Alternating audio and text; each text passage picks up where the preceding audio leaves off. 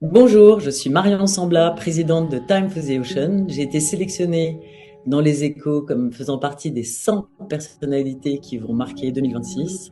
Alors nous avons reçu en fait cette distinction au sein de la rubrique climat. Très surprise, très fière, des entrepreneurs, des innovateurs, de ceux qui travaillent beaucoup sur la recherche et le développement aussi, des grandes figures en fait de l'univers marin. C'est un booster incroyable déjà en termes d'impression et de remontée sur les réseaux sociaux. Ça a été vraiment une vague déferlante d'impressions, de commentaires sur notre site internet Time for the Ocean.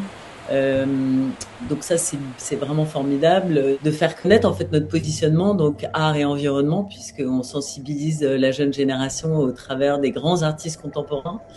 Et pour ça, on a créé du contenu, des films qui s'appellent Sea Art Movies. On a créé un festival à Deauville qui s'appelle les 24 heures pour les océans, qui a lieu tous les ans. On a créé aussi une plateforme de diffusion de films en fait sur la mer, accessible gratuitement.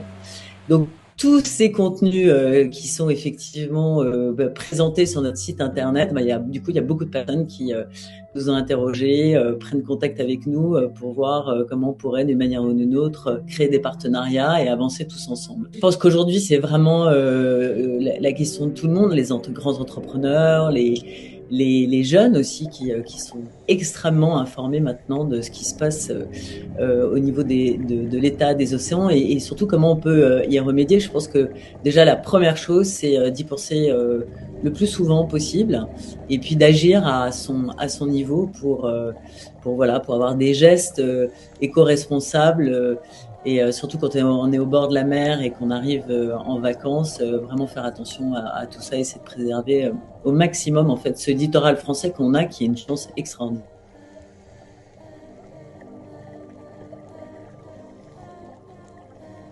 Et c'est ça qui est très stimulant et c'est une bataille de gagner quelque part parce que j'avais fait ce pari de passer par là pour sensibiliser la jeune génération et le grand public et quelque part on a été consacré grâce à ça.